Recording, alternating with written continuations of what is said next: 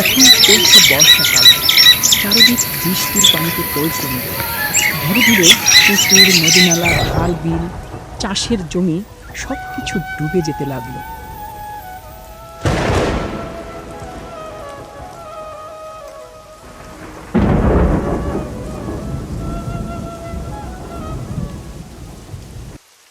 মা, ও মা, আমার খুব ক্ষুধা লেগেছে, আমাকে কিছু খেতে দাও। বাবারে, তোকে তো খেতে দিব, কিন্তু ঘরে তো কোনো খাবারই নেই। আমি ওসব কিছুই বুঝি না, আমাকে খেতে দাও। আমি আর ক্ষুধা সহ্য করতে পারছি না। আমি তো বড় মানুষ, আমি নিজেই ক্ষুধার জ্বালা সহ্য করতে পারছি না, আর তুই তো ছোট মানুষ। বাবারে, তুই একটু ধৈর্য ধর, আমি দেখি তোর বাবাকে বলি কিছু একটা ব্যবস্থা করতে পারে কিনা।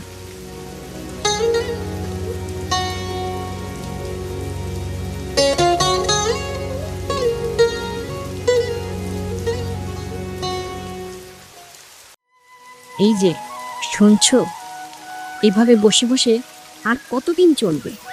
ঘরে কোনো খাবার নেই, ছোট্ট ছেলেটা আমার ক্ষুধায় ছটফট করছে। মা হয়ে সেই দৃশ্য আমাকে দেখতে হচ্ছে। কি যে করব, কি করব বলো? এমন বর্ষা আমি আমার বাপের জন্মেও দেখিনি। বৃষ্টি থামার কোনো নামই নিচ্ছে না। তাই বলে এভাবে বসে থাকলে চলবে কিভাবে? ছোট ছেলেটার মুখের দিকে তাকানো যায় না। ছেলেটার মুখে দুমুঠো খাবার তুলে দিতে হবে, আর আমরাই বা না খেয়ে থাকবো কতদিন? বর্ষা, তুমি একাই না খেয়ে আছো? আমিও তো না খেয়ে আছি, কিন্তু আমার কষ্টের কথা আমি কার কাছে বলবো? তোমার কষ্টটাও বুঝি, কিন্তু কি করব বলো? ক্ষুধা তো আর কোনো আইন মানে না। ছোট ছেলেটার মুখের দিকে তাকাতে পারি না। বর্ষা, তুমি চিন্তা করো না, আমি যাচ্ছি বাহিরে, দেখি কোনো ব্যবস্থা করতে পারি কিনা। যাও, দেখো কি হয়। আর যাওয়ার সময় ছাতা নিয়ে যেও, বৃষ্টিতে ভিজে অসুখ বাঁধালে অন্য বিপদ ধরে বসবে। এরপর যোগেশ চলল বাহিরে, যদি খাবারের কোনো ব্যবস্থা করতে পারে।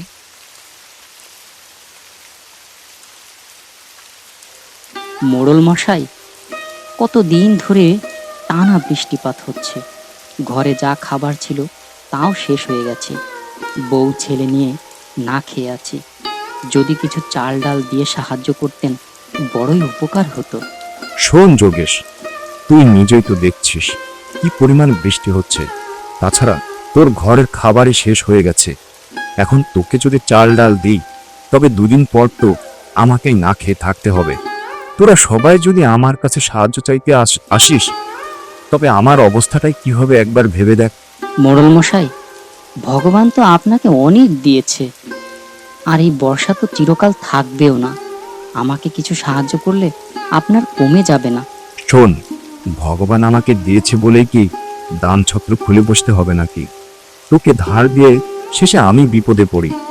যা তো, বেশি জ্বালাতন করিস না। এই বর্ষার দুর্দিনে যোগেশ মোড়লের কাছ থেকে কোনো সাহায্যই পেল না। হায় ভগবান, তুমি এ কি বিপদে ফেললে? মোড়লও না করে দিল। এখন আমি যাব কোথায়? ছেলেটাকে খাওয়াবো কি, আর নিজেরাই বা খাবো কি? এরপর যোগেশ বিষণ্ণ মনে একরাশ ব্যথা নিয়ে বাড়ির দিকে ফিরে চলল। কি ব্যাপার, খালি হাতে ফিরে এলে যে? মোড়লের কাছে গিয়েছিলাম, কিন্তু মোড়ল সাফ জানিয়ে দিল এই বর্ষায় কোনো কিছু ধার দিতে পারবে না। সারা জীবন মোড়লের কাজ করে এসেছো, আর আজ মোড়ল না করে দিল? হ্যাঁ বর্ষা, এখন কি করব বলো? কিছুই বুঝতে পারছি না। এই বর্ষাতে কোনো কাজকর্ম নেই, চারপাশ তলিয়ে যাচ্ছে। আমি বা কি বলবো ঠিক বুঝতে পারছি না। আচ্ছা, তোমার এক খুড়তুতো ভাই যতীন আছে না, ওর কাছে না হয় একবার গিয়ে দেখো। কিন্তু যতীনের বাড়ি তো অনেক দূরে, সেখানে যাব কিভাবে? কিন্তু এছাড়া তো আর কোনো উপায়ও দেখছি না। ঠিক আছে, আমি যাচ্ছি, দেখি কিছু একটা ব্যবস্থা তো করতেই হবে। এরপর যোগেশ চলল যতীনের বাড়িতে, যদি কিছু চাল ডালের ব্যবস্থা করতে পারে।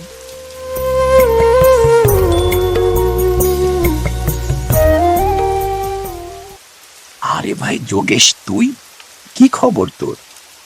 ভাই যতীন, খবর বেশি ভালো না। যে বৃষ্টি শুরু হয়েছে, থামার কোনো নামই নিচ্ছে না। এদিকে ঘরে কোনো খাবার নেই। গত দুদিন বউ আর ছেলেটাকে নিয়ে না খেয়ে আছি। তুই এসব কি বলছিস? হ্যাঁ ভাই যতীন, তোর কাছে অনেক আশা নিয়ে এসেছি। কিছু চাল ডাল দিয়ে সাহায্য কর ভাই। ভাই যোগেশ, তুই এভাবে বলছিস কেন? বিপদে একজন আরেকজনকে সাহায্য করা তো আমাদের কর্তব্য। যদিও আমার ঘরেও বেশি চাল ডাল নেই, তারপরও যা আছে তার থেকে আমি তোকে কিছু দিচ্ছি। ভাই, গ্রামের মোড়লের কাছে গিয়েছিলাম, মোড়ল আমাকে একটু সাহায্য করলো না। শোন ভাই, তুই মানুষ হিসাবে আরেকজনের জন্য যতটা করবি, ভগবানও তোর জন্য ঠিক ততটাই করবে। এরপর যতীন কিছু চাল আর ডাল একটা বস্তায় ভরে যোগেশকে দিল। ভাই যতীন, তুই বড়ই উপকার করলি। তোর উপকারের কথা আমি কোনোদিনও ভুলবো না। শোন যোগেশ, এইভাবে বলিস না। আজ আমি তোকে উপকার করলাম, কাল তুই আমাকে উপকার করবি। এভাবেই তো আমাদের মিলেমিশে চলতে হবে। এরপর যোগেশ বাড়ির দিকে রওনা দিল। কি গো, কিছু পেলে? হ্যাঁ, যতীন কিছু চাল আর ডাল দিয়েছে।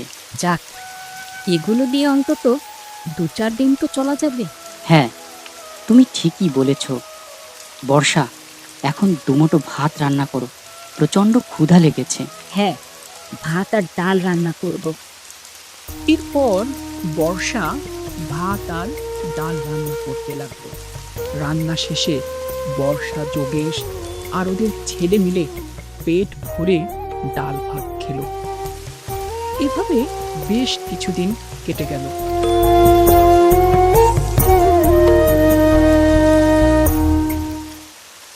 কিরে ভাই যতীন, তুই?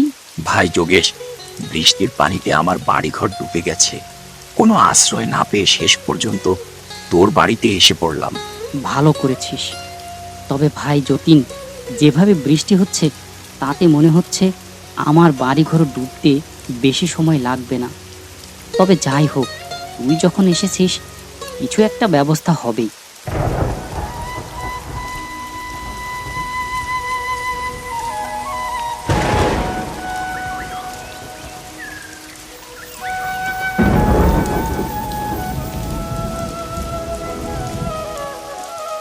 ভাই যতীন, আমার ঘরেও মনে হচ্ছে পানি ঢুকে যাবে।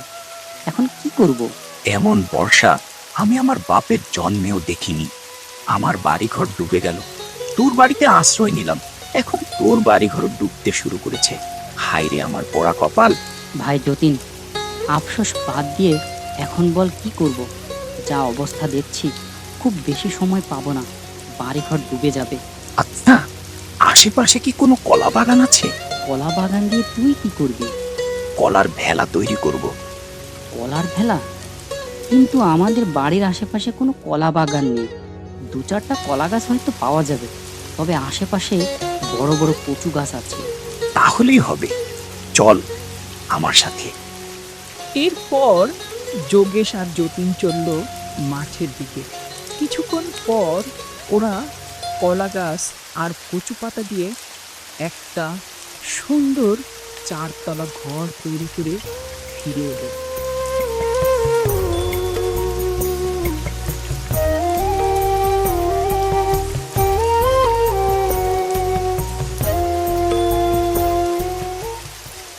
শোন ভাই যোগেশ, তোর বউ বাচ্চা আর মালামাল এই ভেলায় তুলে নে। চারপাশ কেমন তলিয়ে যাচ্ছে। হ্যাঁ, আমি সব মালামাল ভেলায় তুলে নিচ্ছি। কি সুন্দর ঘর! এখন আমাদের আর কোনো চিন্তা নেই, আমরা আরাম করে থাকতে পারবো। বাবারে, আরামে তো থাকবো ঠিক আছে, কিন্তু খাবো কি? চারপাশ বৃষ্টির পানিতে তলিয়ে গেছে, বাড়িতে কোনো খাবার নেই। মা, তুমি চিন্তা করো না, বাবা ঠিক একটা ব্যবস্থা করবে। ভাই যতীন, ঘরের ব্যবস্থা না হয় হলো, ঘরে তো আর বেশি খাবার নেই, কয়েকদিন পর শেষ হয়ে যাবে, তখন খাবো কি? ভাবিস না, ঠিক একটা ব্যবস্থা হবে। শোন, মাছ ধরতে হবে, মাছ ধরে বাজারে বিক্রি করব। ভাই যতীন, তুই তো ভালো বুদ্ধি করেছিস। হ্যাঁ চল, মাঠের দিকে মাছ ধরতে হবে। পর যোগেশ আর যতীন চলল মাঠের দিকে।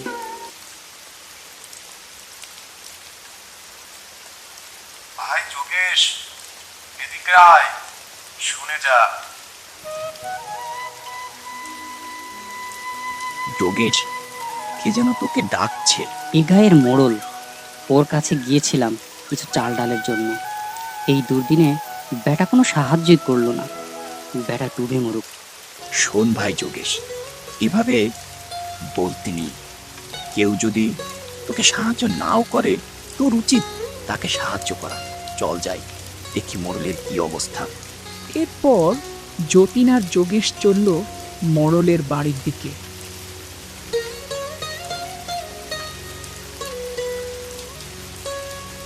ভাই যোগেশ, বৃষ্টির পানিতে বাড়িঘর সব তলিয়ে যাচ্ছে, তোর আমাকে বাঁচা। মোড়ল মশাই, এই দুর্দিনে আপনার কাছে এসেছিলাম কিছু চাল আর ডালের জন্য। ভাই যোগেশ, আমাকে আর লজ্জা দিস না। আমি আমার ভুল বুঝতে পেরেছি। আমার ঘরের চাল ডাল সব নিয়ে চল। মোড়ল মশাই, কিছু মনে করবেন না। আপনি চাল ডাল না দিলেও আমরা আপনাকে ভেলায় তুলে নিতাম। আপনি চলুন আমাদের সাথে। ভাই, তোরা আমাকে বাঁচালি, আমি ঠিক এর প্রতিদান একদিন দেবই। এরপর যোগেশ আর যতীন মোড়লকে ভেলায় তুলে নিল। এরপর একে একে মোড়লের ঘরের চাল ডাল ভেলায় তুলে নিল। দেখলেন মোড়ল মশাই, আমরা সবাই যদি একে অন্যের বিপদে এগিয়ে আসি, তাহলে বড় বড় বিপদও মোকাবেলা করা খুব সহজ হয়ে যায়। হ্যাঁ রে ভাই যতীন, তুই ঠিকই বলেছিস। এরপর যোগেশ, যতীন আর মোড়ল মিলে এই বর্ষায় কচু পাতার ছাউনিতে বর্ষা পার করতে লাগলো।